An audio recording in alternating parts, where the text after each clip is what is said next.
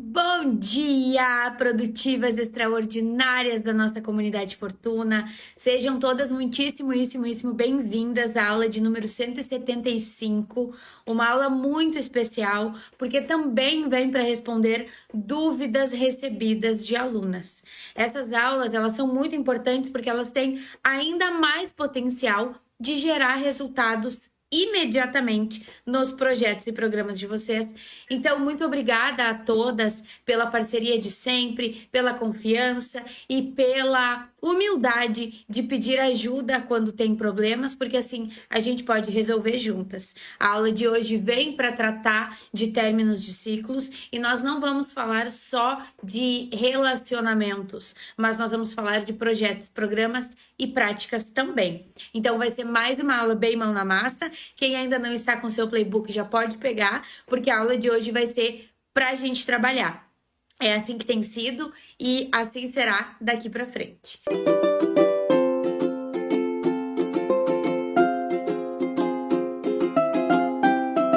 E vamos para o tema da nossa aula de hoje. Bom, primeiro de tudo, né? Eu sempre gosto de fazer aquela avaliação sobre o momento do ano no qual nós estamos.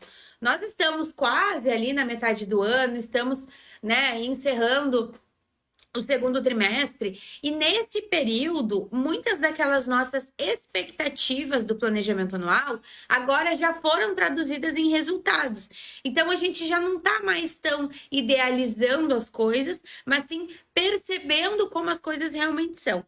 E aí é evidente que nós vamos tendo respostas para questionamentos que nós tínhamos e com base nisso vamos tendo uma visão mais realista das coisas. Então, muito daquilo que nós tínhamos idealizado agora já tem forma, já foi materializado e com base nisso nós já sabemos sobre o funcionamento das coisas.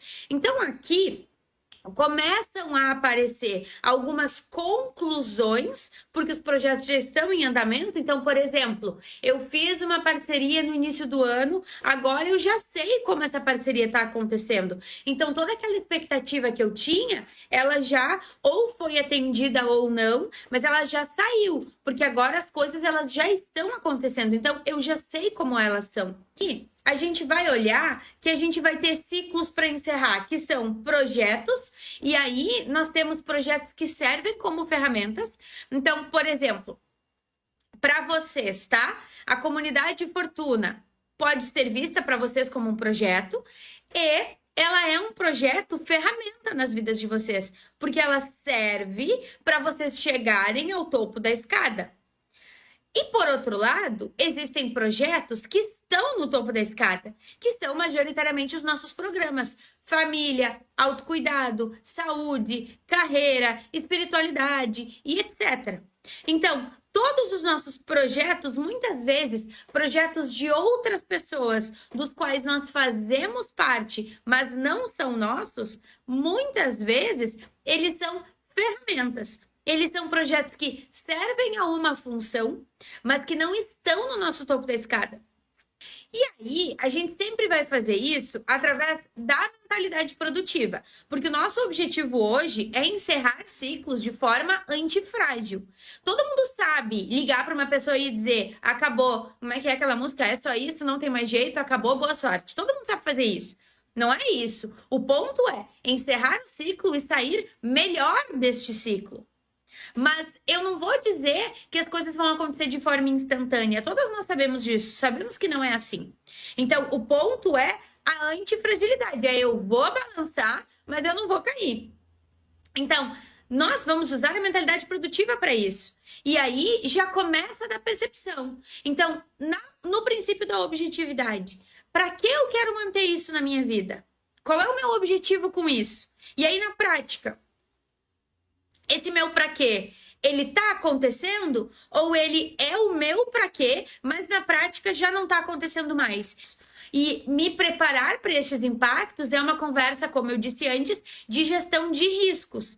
E aqui na gestão de projetos, nós temos tanto os riscos positivos como riscos negativos. Porque muitas vezes nós achamos que as coisas boas elas são garantias, mas elas não são garantias, elas são também riscos positivos. Então, um encerramento de ciclos, ele tem muito mais riscos do que certezas. Então, o nosso trabalho é calcular esses riscos com base em evidências reais. Por isso eu trouxe que nesse momento do ano nós já temos mais respostas do que dúvidas. E tendo mais respostas do que dúvidas, nós já conseguimos ter evidências de como vão ser esses riscos. E aí nós podemos ajustar a nossa percepção para que os elementos envolvidos sejam considerados com menor impacto de vieses cognitivos.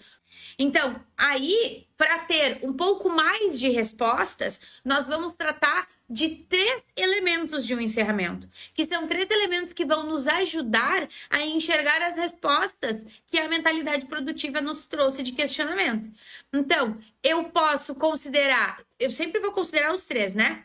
Mas o elemento operacional. Então, eu posso encerrar um ciclo com algo ou com alguém que performe uma ação. Ok? Só que essa ação, ela vai ser performada por outra pessoa. Ou então por outra ferramenta. Ou não vai mais ser performada. Preciso entender isso? Eu preciso entender também os elementos emocionais.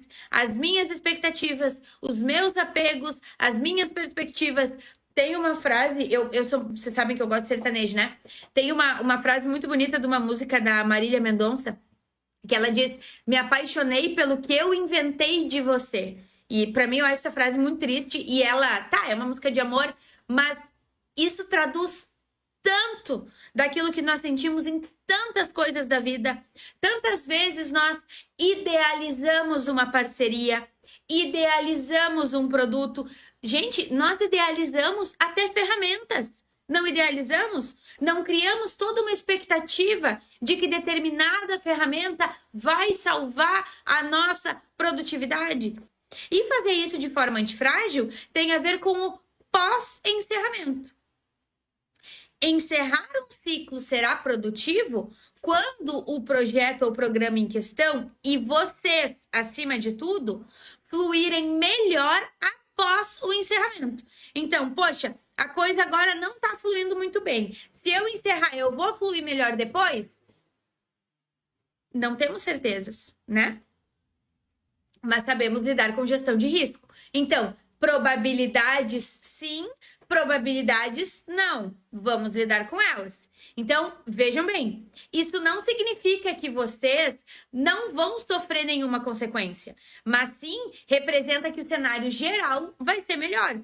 Então, agora, printem isso aqui. Como encerrar um ciclo de forma antifrágil? Fazendo 3 coisas. 1, aprendendo com os erros para futuramente gerenciar soluções. Então, se esse ciclo estava bom e ele ficou ruim, o que aconteceu? Onde é que eu errei que eu posso aprender para não errar de novo?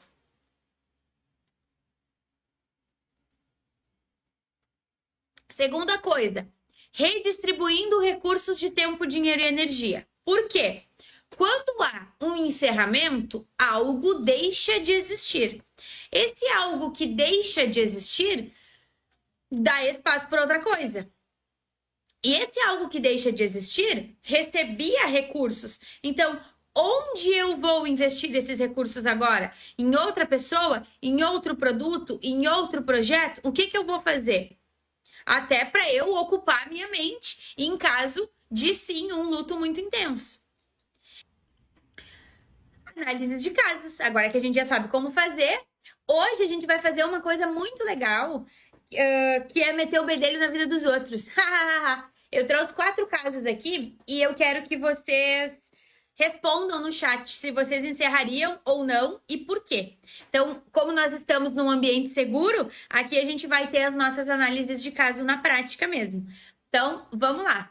Leiam e coloquem aqui no chat se vocês encerrariam os ciclos ou não e por quê. Lembrando que não tem certo ou errado. Cada pessoa vai tomar a decisão com a sua visão de mundo. Existe o que vai ser antifrágil ou não. E aí depois eu vou trazer a reflexão. Mas eu gostaria que vocês respondessem aqui também para a gente poder ter essa análise. Pois bem, deixa eu contar o que eu disse para essa mentorada quando ela me trouxe esse caso. E lembrem de curtir a aula enquanto eu explico. Primeiro, eu concordo com tudo que vocês falaram. E eu também disse para ela não encerrar. Por quê?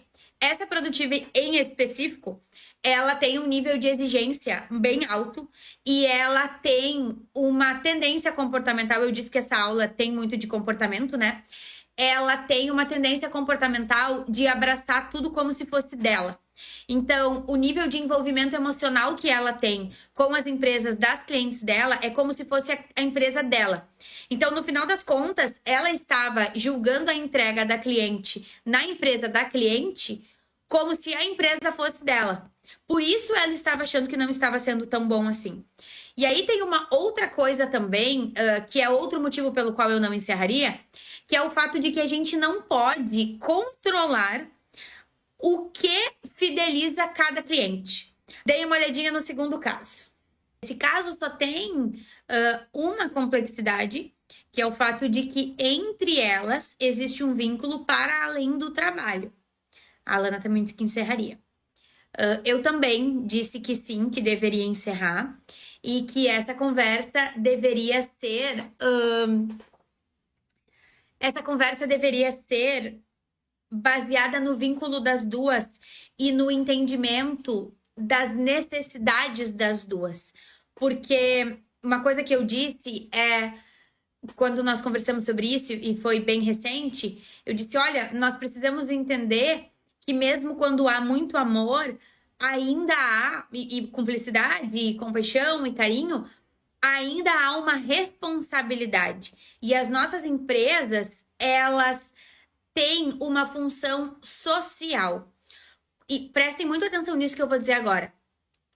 Quando eu sou conivente com uma entrega amadora ou insuficiente no meu negócio, eu estou desrespeitando todos os outros stakeholders do negócio, especialmente o meu cliente e as pessoas que se beneficiam disso. Porque eu estou aceitando que alguém não entregue o seu melhor e, com base nisso, lá na ponta, não entregando o melhor para quem confiou na excelência proposta e, em última escala, impedindo ou prejudicando o crescimento da empresa e toda a função socioeconômica que essa empresa presta no mundo. Dei uma olhadinha no terceiro caso. Esse é um caso em que o principal elemento é expectativa. Qual é a expectativa que essa produtiva tem nessa parceria de indicação? A excelência para o cliente ou uma parceria que traga benefícios em todos os subprojetos da empresa? É isso que ela tem que entender. Porque se a parceria for exclusivamente a excelência, tá funcionando bem. Agora, entendendo que os topos da escada são diferentes, não vai funcionar bem para sempre, né? Vai funcionar bem por um tempo, mas não para sempre.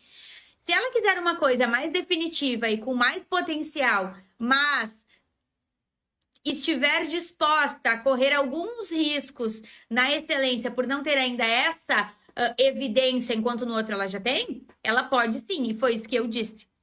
Então, ok, vai ir por esse lado? Pode ir por esse lado, ciente de que aqui nós temos a certeza de que não vai durar muito tempo, mas enquanto está durando, está funcionando para o objetivo em si, se o objetivo e a expectativa estão alinhados.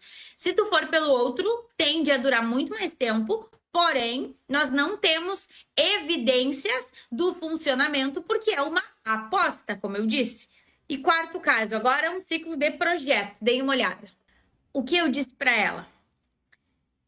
Para começar a planejar o encerramento.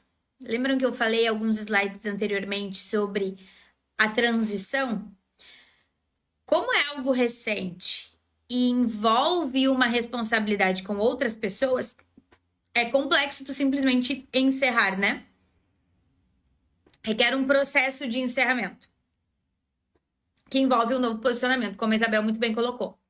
Então, a gente está falando de planejar uma transição para que isso não aconteça mais. Nesse caso, o elemento mais importante foi o elemento 1, de aprender com os erros para gerenciar as soluções. Ela tá abraçando muita coisa, ela tá dizendo sim para coisas que não era para dizer sim, e ela está tendo atitudes reativas de responder rapidamente de bate-pronto, sem considerar todos os elementos envolvidos nesse abraço que ela deu.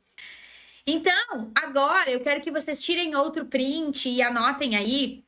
Eu quero que vocês façam esse exercício de autopercepção. Vocês vão responder: o que será que vocês já terminaram emocionalmente, mas que continua ocupando espaço na rotina de vocês? Qual projeto, hábito, relação ou expectativa tem consumido mais energia do que gerado crescimento? O que esse ciclo ensinou para vocês? O que vocês levam com vocês a partir deste ciclo e o que vocês decidem encerrar? E aí, fazendo esse exercício, eu quero que vocês escrevam uma decisão objetiva. Então, eu quero que vocês escrevam no playbook, no final da aula de hoje, qual ciclo vocês vão encerrar e como vocês vão se preparar para levar em consideração todos os elementos de forma a sair antifrágil. Não é só encerrar, acabou, foda-se. Não, é encerrar de forma objetiva, de forma antifrágil, para que o vínculo prevaleça, para que o projeto prevaleça, para que a gente fique bem. É verdade, Isabel já respondeu ontem. Beijo, Luzinha, bom atendimento. Tá certo? Então, printem aí, me deem o ok para eu poder passar, porque eu quero a confirmação de vocês. Isso está dentro da tarefa pós-aula, tá? Então, vocês têm que fazer isso até a próxima semana, porque não adianta vocês assistirem as aulas e não traduzirem. Percepção, prática, progresso e prosperidade. Hoje é uma aula de percepção, então vocês vão ter que traduzir essas percepções em práticas ao longo do próximo sprint.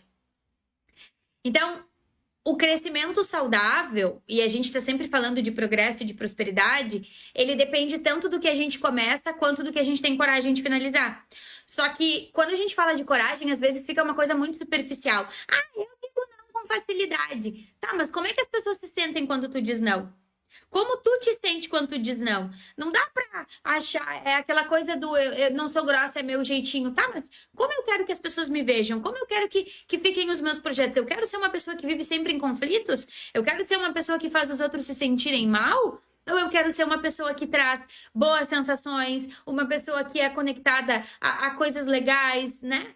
Que tipo de pessoa eu quero ser? Então, essa coragem, ela tem que ter esse fundo de antifragilidade. Entender de gestão de risco é fundamental para que possamos trabalhar com hipóteses. Afinal de contas, a vida é uma questão de apostas e não de certezas absolutas. Então, eu preciso considerar essas hipóteses. E as minhas emoções e as emoções dos outros são hipóteses também, que eu preciso considerar, porque são variáveis dentro de um projeto. O mais perto de uma certeza que nós podemos ter é que se algo me faz mal, não deve ser mantido. E se for útil, eu pelo menos tenho que mudar a forma como eu lido com isso para eu reduzir essas consequências negativas. Então, se tá na hora de encerrar um ciclo ou não, todos esses elementos que eu trouxe na aula de hoje vão ajudar vocês a chegar a essa conclusão. Agora, o mais importante do que sim ou não é como. E a gente tem inúmeras aulas sobre como fazer as coisas. Porque nós precisamos entender sobre estes comos, tá certo? Lembrem sempre que a rotina é o produto da construção dos nossos sonhos. Nosso encontro em grupo do mês de maio é no dia 22, um dia antes do Acelere. Terça-feira que vem nós temos aula normal. Terça-feira que vem já é a semana do Acelere. Terça-feira que vem não é aula normal, não. É a aula com a Clarissa sobre comercial. Vai ser pelo Meet, como vocês já sabem, as aulas com convidadas estão pelo Meet. Eu vou dar todos os detalhes para vocês ali na segunda-feira, então já se preparem. Nossa avaliação mensal vai vir na última quarta do mês, dia 27.